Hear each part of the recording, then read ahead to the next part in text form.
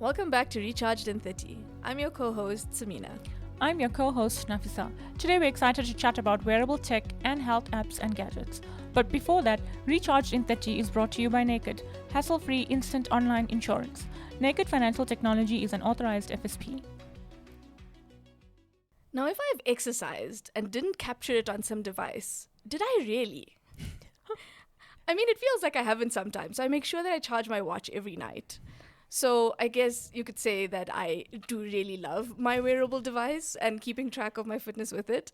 How do you feel about wearables? Are they worth it? Are they worth it? This is subjective, and it all depends, I think, on your personal needs and goals, as everyone is different. I often hear people say that they have a smartwatch, but it's always lying dead at home, and that they recommend people don't buy one. If it's not working for you, it doesn't mean it's not going to work for someone else. People have different needs to buy a wearable. Some of them are just basic tracking of steps if you want to increase your daily movement, like if you've never exercised before, which is never a bad thing because of the health benefits. And then there are those who want to track like basic workouts or intense workouts. But if you are super into fitness, you would likely need a more specialized device. Or you can use it to control how often you pick up your smartphone by screening your notifications. I think like if you're a person who happens to be in meetings all day, or if you're on your feet a lot, maybe if you work in a kitchen, like it might be useful to only address urgent things.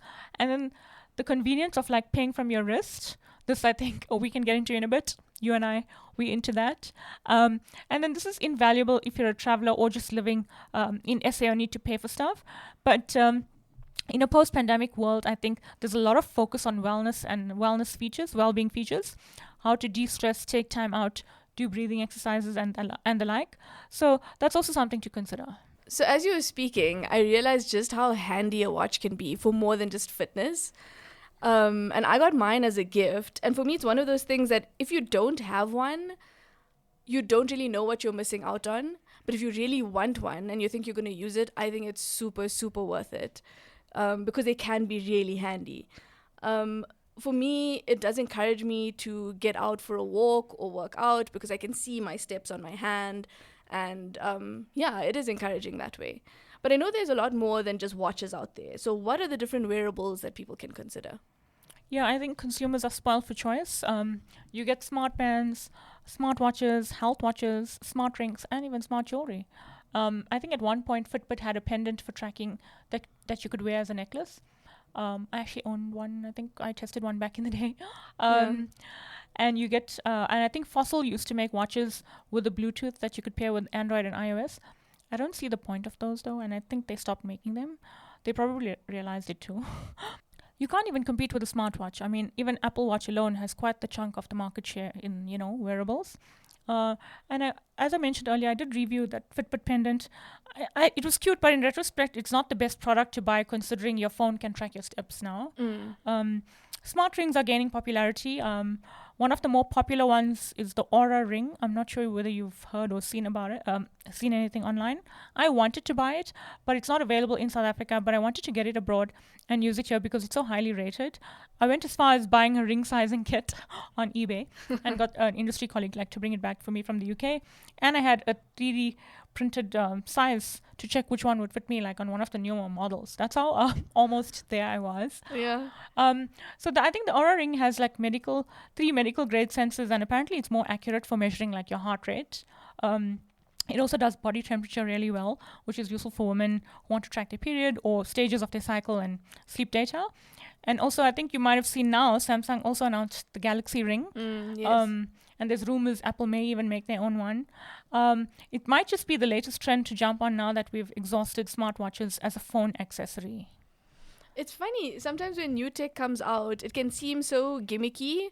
And some stick, but others fade into obscurity, like the pendant you mentioned earlier. I wonder what the outcome will be for the rings. Many of us already have. So if we look at smart bands and smartwatches, what are the biggest differences between them? Yeah, so smart bands don't have a large, colorful screen, and because of that, they end up having a longer battery life. So if you want something basic that you don't have to charge all the time, this would be a good option. It won't have advanced features as a smartwatch, like your NFC or your GPS and the like. But of course, by nature, it will be cheaper. And smartwatches on the other side are more expensive because of the offering, the screen, and the features. So the display is usually a very high res and colorful one. You have one, and you can see like graphs and images without necessarily going into the app on your phone. So it offers your health and fitness tracking plus your smart notifications that would mirror your phone, and then you can make payments on it. It also supports other apps, like third-party ones even. I personally love my mini calculator for paying bills. I mean, you've been out with me. We've been out with groups of friends, and I'm the one who splits the bill. Yeah. It's because Apple Watch makes it so easy. You put it on the calculator, and it actually asks you how many people you're splitting it once you add a tip. So that's a kind of useful app for me, I think, on the watch. And then there's the remote camera shutter button, which is so useful for group shots. You know, if you like got a nice, if you're traveling somewhere or you just want to take a nice shot, and there's no one there around to help you. And then I can also check my activity summary on it directly without going into the app. So measure my heart rate or check my SpO2. So that screen is everything. I love how my watch face even lets me add like 8 different things, and Apple does it so well. It's like an infograph face. I'm not sure whether Samsung has like something similar, but when I travel, I can toggle the workout shortcut, like just say, for example, to the Johannesburg time zone. And then I can easily see the things like sunrise and sunset, temperatures and calendar and that kind of thing. That is really nifty, the calendar one. I actually didn't know that you use that. Oh, really? I thought you meant, calendar or calculator? Calculator. Calculator. Okay. Yeah, so I didn't actually know that it had that function, and that's really cool. Some of my favorite like non-exercise related things on my watch for me are the timer for when I'm cooking, and then voice controlled voice memos to create reminders when I don't have my phone near me, because it seems like that's when I remember all the things I need to do, is when I don't have something to write it on, but my watch is always there, so that's super helpful.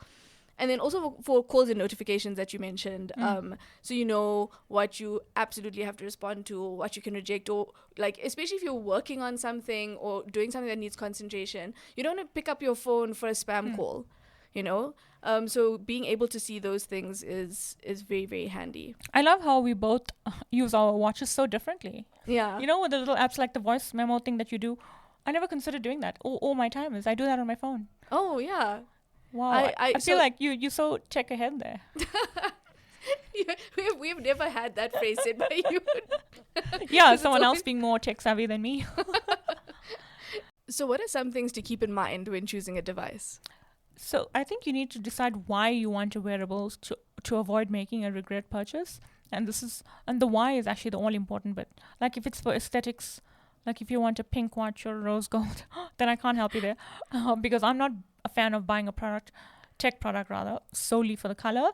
But start with the basics. It's usually fitness or health focused, or prioritizing like your mental health, or having access to a gadget that can tell you if you're stressed, or if you need reminders to take a break and do some mindfulness exercises, or if you want to use it for payment when you go to the supermarket and you don't want to carry a wallet. And some of the stuff I mentioned earlier. So I think you just need to decide why you want it, not because your friend has one or somebody said they had one and they don't use it. Doesn't mean you're not going to use it. Just see what works for you. Okay, so think about the functionality and how that might like fit into your life. And that's another thing I love about my watch. It has the most like non-judgmental way of reminding me to move. I don't know if it's the Samsung specific, but like the graphics and everything, the messaging is so kind. So after an hour, it will say time for a walk, but then has the option to tap out of the walk if I can't do it right then, and then switches to 3 different options for stretching. So then you can select that instead if you can't get up and go for a walk, which as a user, I really love, because you don't want to be pressured by your tech into moving when you can't, or, you know, like being made to feel bad for not moving. Yeah. So this is like a really great alternative. So it gives you an option to stretch, if not to walk, and you don't have to feel any type of way about it. I'm glad we're actually having this episode and discussion, because seeing that you love this feature, it's one of the first things I turned off on my Apple Watch. I hate it because I'm busy working, I'm on a deadline, and I'm like, why is my wrist vibrating? And then it's like time to walk, and I'm like stand up, and I'm like, oh my god, I can't. So I actually removed that. It's interesting to hear how you love it, and it's also interesting to hear that when you reject the one, it offers you something else. And that's the only reason I'd have kept it. Yeah. If it only offered me to walk every hour when you Yeah. often don't have time for that, I would have been very annoyed. I probably would have turned it off. Okay. But with the stretching options you can do at your desk, yeah. like, why not? Okay. Yeah, I think for me, when I'm in the zone and concentrating, I don't want distractions, so that wouldn't have worked for me. Oh, fair. Yeah. So I know, like when I bought my Apple Watch, it was during the pandemic. I wanted the SpO2 feature, the blood oxygen monitoring. So I already had the original watch, but it was like 6 years, I think, old at the time. So that's when I bought my second one, which is like the Apple Watch 6. Sometimes checking vitals is important, and if that's something you need to do, then go with that. For me, it was that actually, among the other benefits I touched on earlier. And if you want to start with a very basic level of fitness, like if you've never done anything before, I think smart bands are great. They're slim, they're non-invasive, and you may be able to go with like a neutral colored strap. Because if we're honest, smartwatches are on the chunky side. They're not really for the aesthetics. And a lot of women tell me that they look too masculine. But I quite like the rectangular face on my Apple Watch. I don't know about you. What do you think of yours? I mean, yeah, mine does feel a little bit sporty sometimes. Yeah. But like, it's only when I'm like going to like a fancy event that I take it off. The rest of the time, it stays on with the same strap. Yeah. And yeah, just the whole fitness thing. Like if you want something for swimming because that's your thing, then you can find a watch best suited for that. I think Garmin has a swim watch. And then if you're a runner, you know that Sunto makes good watches. I think I'm pronouncing it right. Oh, I don't know how to pronounce it. And it also has some diving features, just like the Apple Watch Ultra. So I think all-around fitness watches would be standard accessories from whatever your smartphone brand is. So Apple makes an entry-level Apple Watch SE. And which is also good if you want to stick to one ecosystem. The same goes for like Samsung, Honor, Oppo, and Xiaomi. If you have those smartphone devices, I would suggest you go with one of their watches because they're very sneaky. They always have some benefit that ties you. Like I know with your Samsung, there are certain benefits on that watch that you will have as a Samsung user. But if someone else has an Oppo and they buy the same watch as you, they won't have the same features. Oh. Which is a bit of a sneaky thing, I think, that Samsung does. I didn't But actually for know that reason, they want to tie you to. They have to find a way to keep you on their ecosystem. So the way it is to lock certain features. Oh. So that's why I always recommend anyone just stick to whatever smartphone brand they have. So I suppose now that I've gotten a Samsung more recently, I suppose I can You'll see get what more. I've been missing out Exactly. on all this time using it with a different brand. Actually, exactly that. And something I want to point out, if you want to run and track your runs but not carry your smartphone, then you should look at a watch with like built-in GPS or like an eSIM. So it's like a connected watch. So you can pair your earphones and go running with it because your music will be on board as well. Yeah, so it lets you use your music. So there's lots of various reasons to consider. Oh, I actually didn't know that you had an option like that, like a watch with an eSIM. Like you could connect it to... When they call it cellular. You see watches with cellular? Oh, okay. Samsung has it, Apple has it, yeah. Oh, that's really cool. Because from a safety perspective as well, if you don't want to be outside running with your phone, you can like leave it at home or wherever and just go with your watch. But I also have to point out, for those cellular watches, they only sold on contract because they want you... They kind of lock you in. That's why I don't have one. Mine is just without because This is why you I have to be on haven't contract. heard of one as well. Another way it could appeal is to track your vitals. Like if you want to make sure your parents' heart rate is not going up too high, you can set the beats per minute and, that cap is set by you. So if it's a cause of concern, you'll know. And you can send those readings to a doctor. And I mentioned earlier, a lot of people who message are very into the... tap to pay function. I was obsessed with this feature. I think it is the main reason I joined Discovery Bank when they were first to launch Apple Pay in SA. I cannot live without my watch purely for the tapping anywhere. You already know this about me. I don't carry a wallet anymore because my cards are on my wrist. Listen, any chance I get to not reach into my bag is a win. So the tap to pay for me is also so great, especially like you said, because you can load multiple cards. I just realized I've only spoken about all the peripheral functions that I use my watch for, like timers and voice note recorders. I do also use it for walking, but I mostly love it for hiking because it tracks not only your steps, but your elevation as well, which is great for hikes because you can find yourself hiking a short distance, but if the climbs are brutal, at least it's recorded somewhere and it's a different way to like track your progress. Yeah, I mean, I love tracking my workouts as well. I love the data and the level of detail it provides. I can also see that my fitness levels are and my VO2 max score, which is like the maximum amount of energy, oxygen your body uses during a workout. Discovery Vitality actually has now added this to your point system. So the better you score, the more points you get. So basically, you being rewarded for being fit. Nice.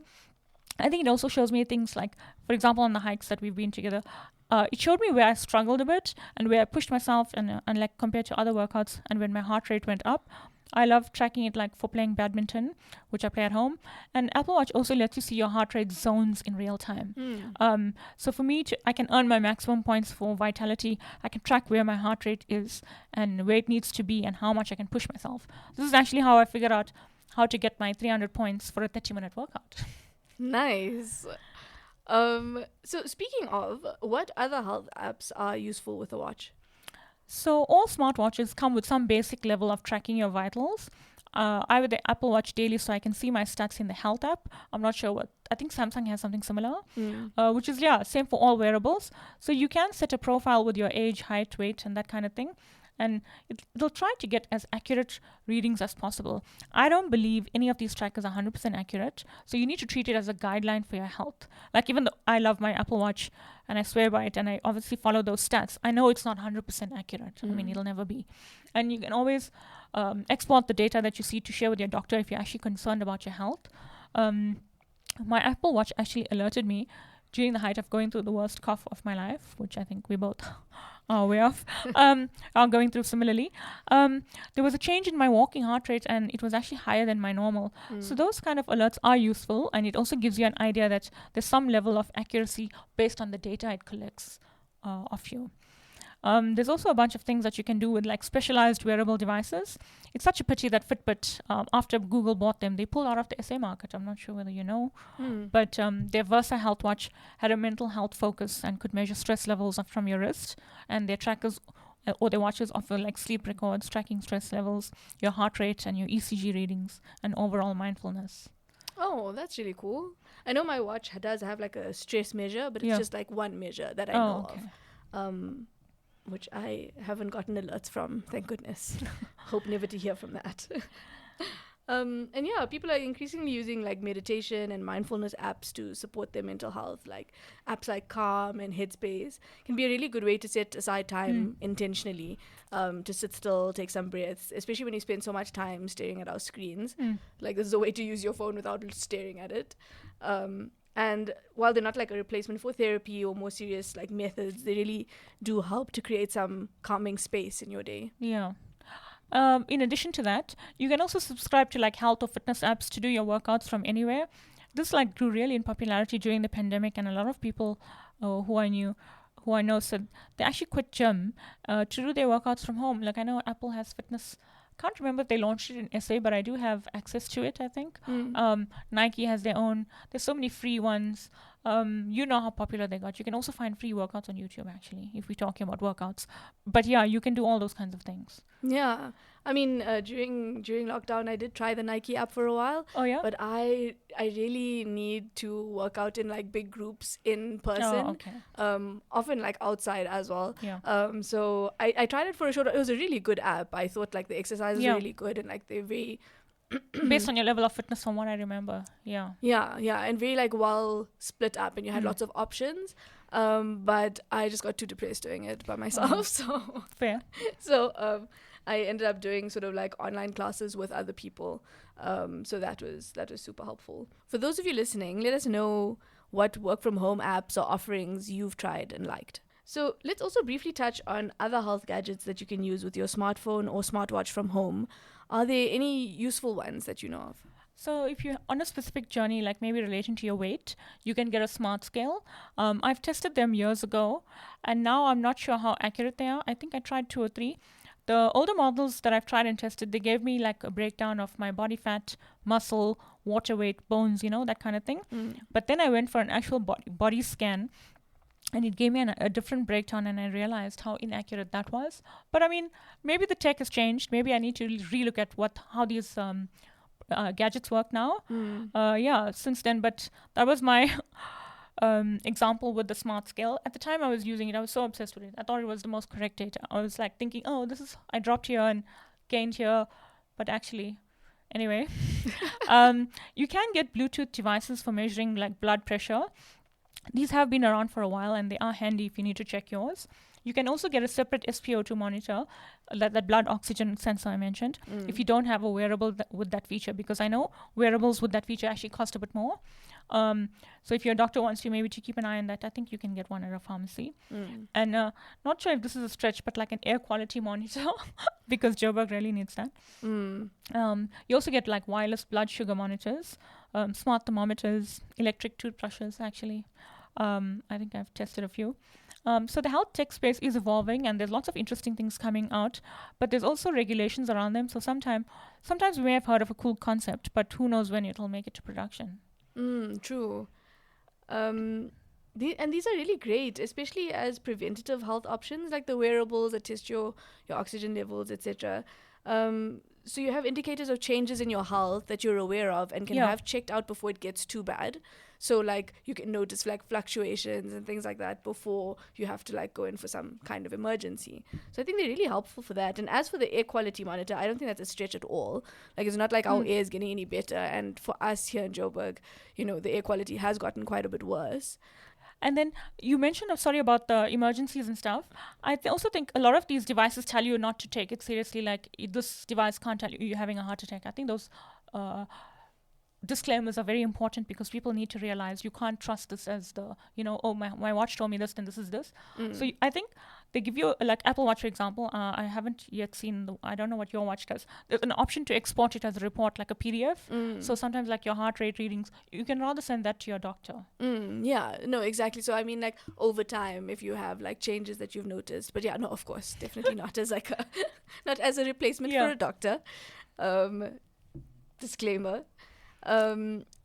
As for the air quality, you can also download the IQ Air app, so you can check the air quality of the city that you're in and maybe mask up or take extra precautions if you need to. So that for me is also quite helpful. And then anything else you think that is worth mentioning that we haven't touched on yet? Actually, there is one thing. I did mention Discovery Vitality a couple of times, but this also may be applicable to other medical aids if they work similarly. I'm not familiar with the others, but if you do want to buy a fitness product that earns you points on your medical aid, check with them beforehand for compatibility. So I know a few people who had regrets buying a device because they didn't know that the watch they bought was not supported by Discovery, for example. So keep that in mind if you're doing that for that level of motivation, which I believe it's not a bad thing. Sometimes it's nice for your watch to help you, motivate, start challenges with friends, look at a leaderboard, earn badges. I think that's also something I love about my Apple Watch. They really do it so well. And then randomly you'll see, it's a Chinese New Year, there's a badge to earn, Yeah. So randomly you get some nice limited edition badges you can collect. Oh, so like the gamification of your workouts as well. Does Samsung do something similar? I think there is sort of like a community thing, but I haven't actually used it. Okay. So where you can work out and then like it shows up on a leaderboard. Speaking of, there was a time where I wasn't the biggest fan of Samsung's like sort of layout, the way the aesthetic of how they lay out on their app. But I see that they've updated it and it looks a lot better now. Oh, that's good. Because I would go into the app and like look at my results and like not actually want to be there very long because it was super basic. But now it looks updated. Yeah, I think also the way the visuals, the way they present it has a lot to do with like being motivated and going back and closing your rings and that kind of thing. Yeah, exactly. And given that on the watch itself, the graphics and the UX is so nice, I was actually a little bit let down by the app. But like I said, it's a lot better. That's actually one of the reasons I prefer a watch over a smart band, but that's obviously a personal choice and it depends what level of information you want. Yeah. As always, I'm astounded by how much there is to chat about under what seems like a straightforward topic, but it's this kind of breakdown that you guys follow us for. For insurance that doesn't take half an hour, change your cover instantly on the Naked Insurance app as your needs change with no need to ever speak to a call center. Naked Financial Technology is an authorized FSP. And that's it for this episode. Catch you in the next one.